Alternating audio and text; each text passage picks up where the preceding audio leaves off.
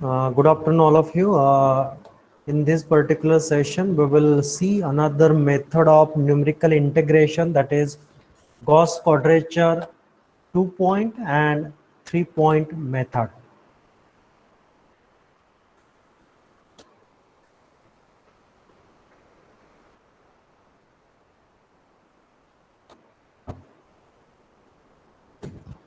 So, previous lecture we saw that Newton-Cotes formula, and by using that formula we derived trapezoidal rule, Simpson's 1/3 and 3/8 rule, and that we use to solve various problems related to integration. Now, there are some issues with the Newton-Cotes formula, especially with the Simpson's 1/3, 3/8 and 1/3 rule, and that issues or those things are addressed in the Gauss quadrature 2-point and 3-point method. So for this Gauss derived a formula where the same number of functional values but different spacing is used. So we saw in Simpson's 1/3, 3/8 or 1/3 rule or trapezoidal rule, what we see, we divide the entire region into small regions, and if we check the width or the spacing of each sub-region, that was constant. But if a situation is there in which we need to maintain a different spacing, or the spacing, if it is not constant, then how to solve it, such type of problems? So for such type of problem, Gauss quadrature 2-point and 3-point methods are widely used, and they also provide a better accuracy. So you can see the equation of Gauss formula. This is the generalized formula derived by Gauss, and it is integration minus 1 to 1 fx dx w1 f of x1 plus w2 f of x2 plus w3 f of x3 up to wn f of xn. Let's say this is equation number 1, and this is the simplified version of that equation, where wi is the weight corresponding to the abscissa or the function f of x1. So f of x1, x2, f of x3 we will calculate, and its corresponding weight w1, w2, w3 and so on we will calculate. And the abscissa and weights are such that they are symmetrical with respect to the middle point of the interval. So the spacing is uninterval, but in each interval the w1 and f of x1, that is abscissa, and the weights are symmetrical about the midpoint of the given interval. So these are the two different things are associated with the Gauss quadrature formula or Gauss formula. One more thing is there. Here you can see the integration limits. They varies from -1 to 1. And here we need to make sure that whatever equation or the problem is given to you, you need to convert the limits of the integration to -1 to 1. So 2-3 changes we can see, and in the Gauss quadrature formula that differentiate with the previous Newton-Cotes formula.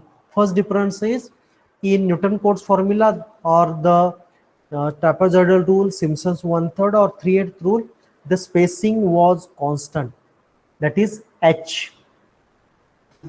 In case of Gauss formula, the spacing is not constant, it is different. So that is one thing.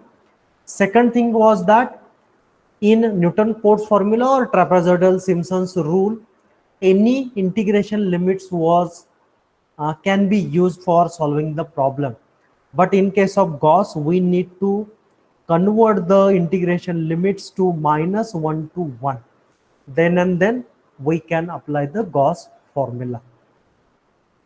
And here the weight and the abscissa, we need to make sure that they are symmetrical about the midpoint of a given interval.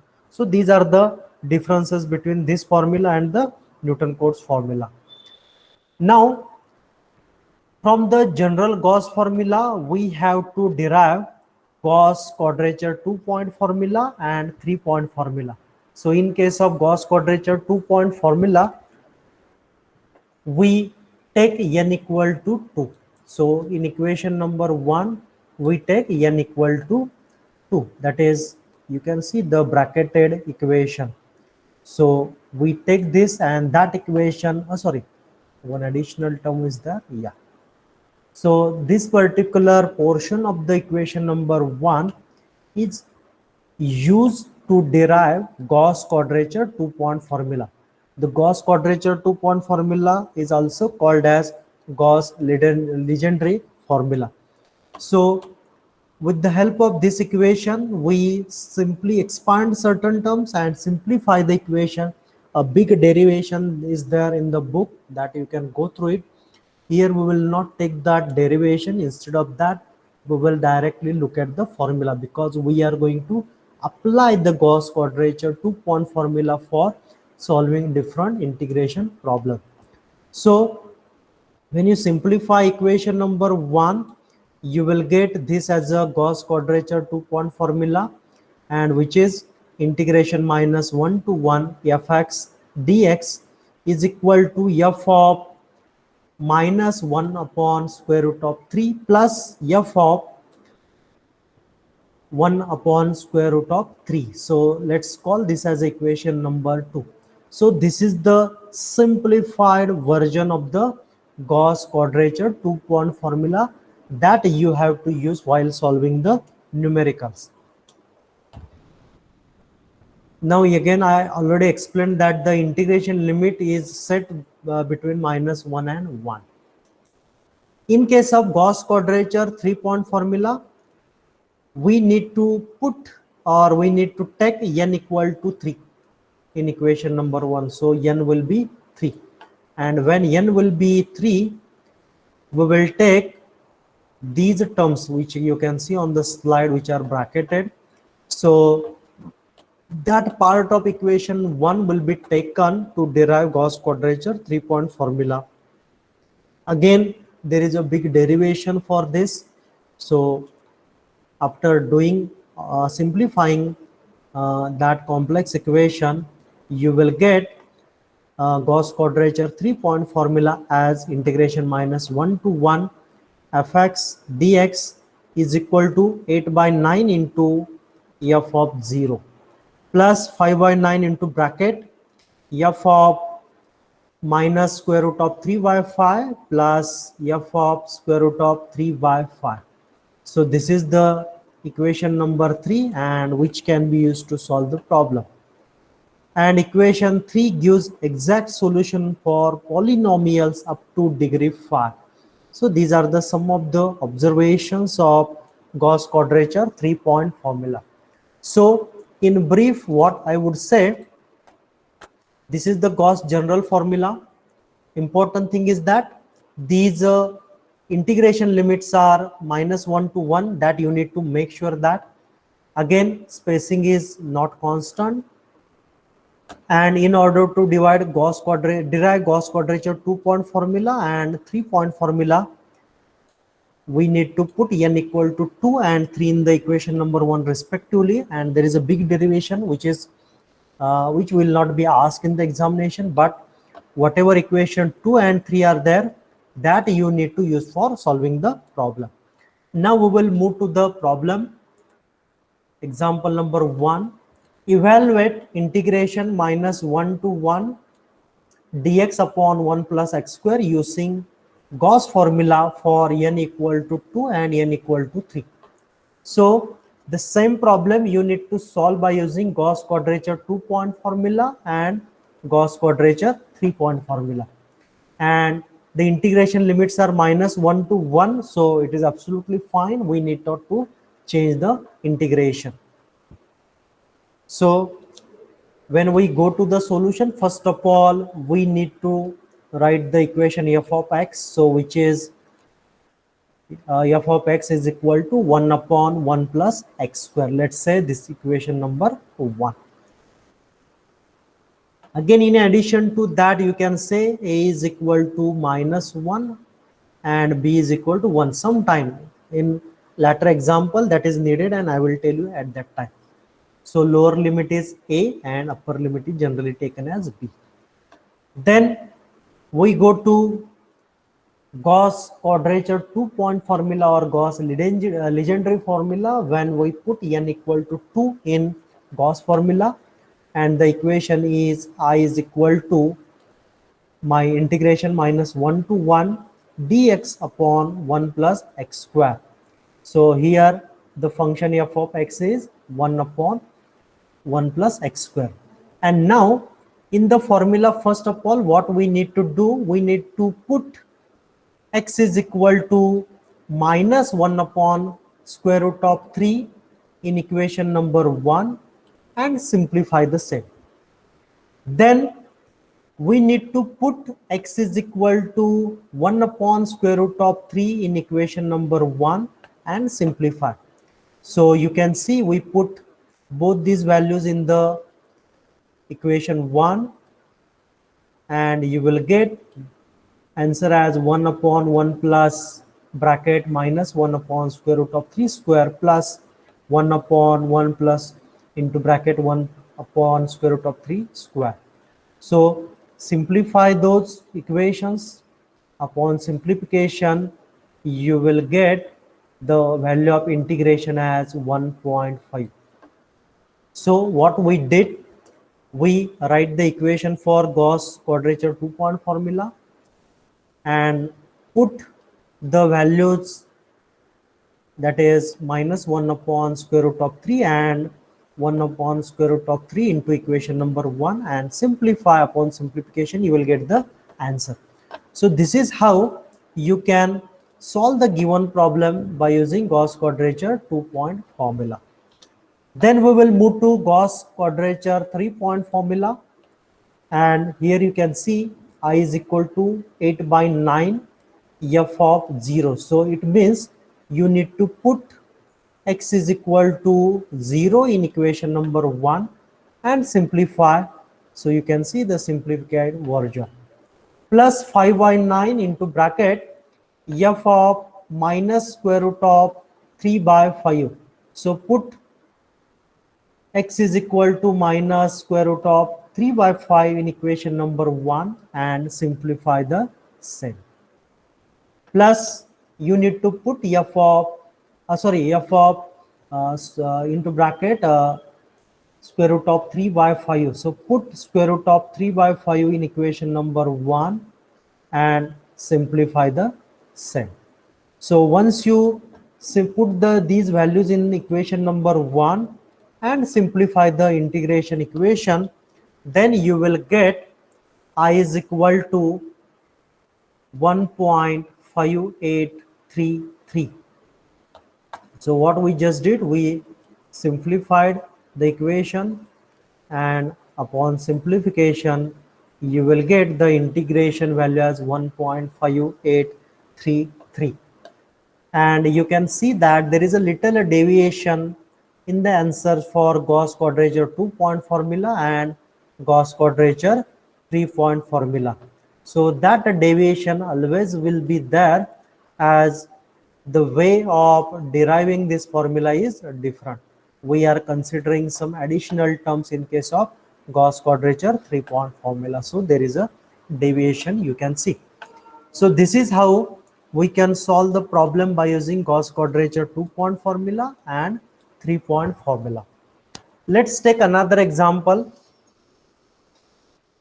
So here, using the 3-point Gaussian quadrature formula, evaluate integration 0 to 1 dx upon 1 plus x.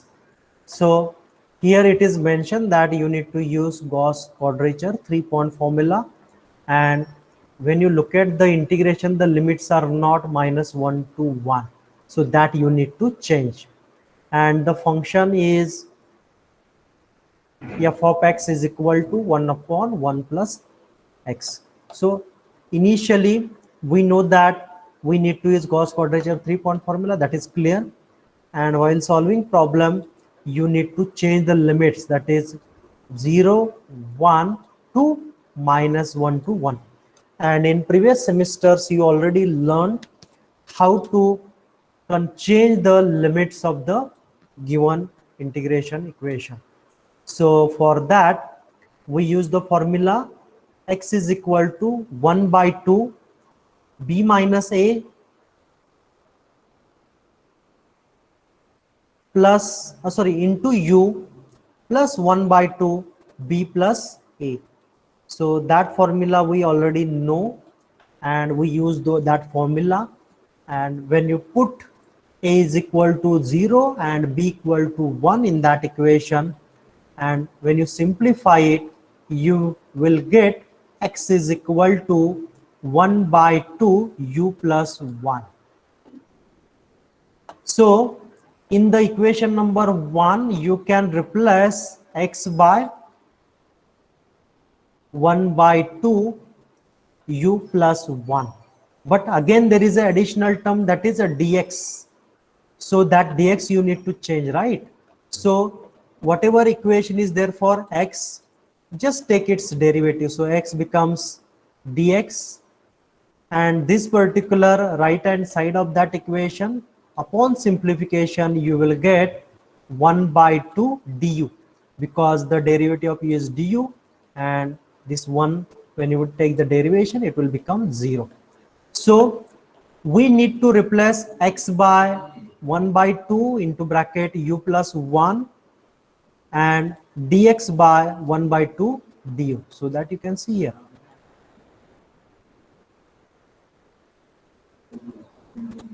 So we will put those values in our integration equation and simplify, so that we will get a new equation.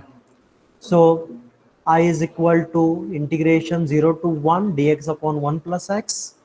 So in this, we will replace dx by 1 by 2 du and x by 1 by 2 u plus 1, and simplify this particular equation. Upon simplification, you will get a new equation having integration limits -1 to 1 du upon u plus 3.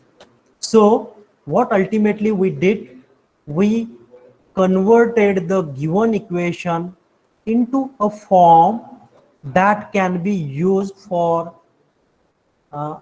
for which we can apply 3-point Gaussian quadrature formula. Now this is the equation that we need to use henceforth.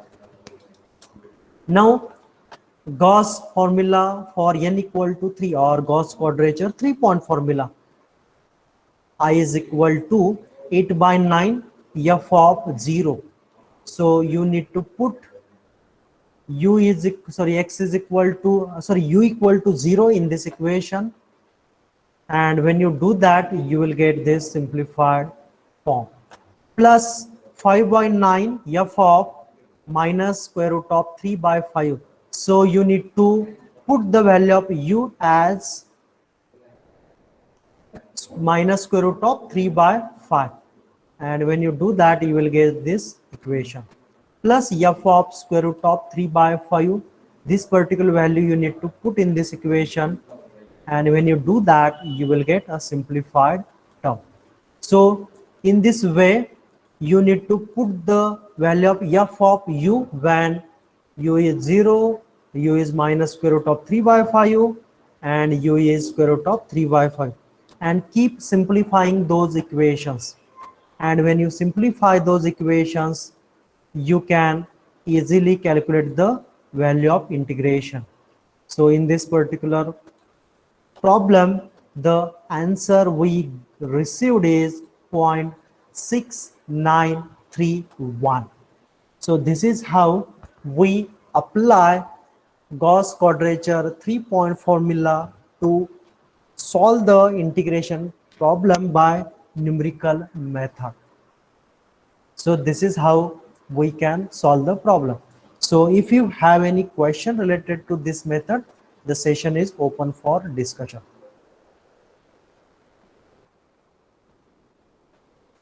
Yes, any question from your side?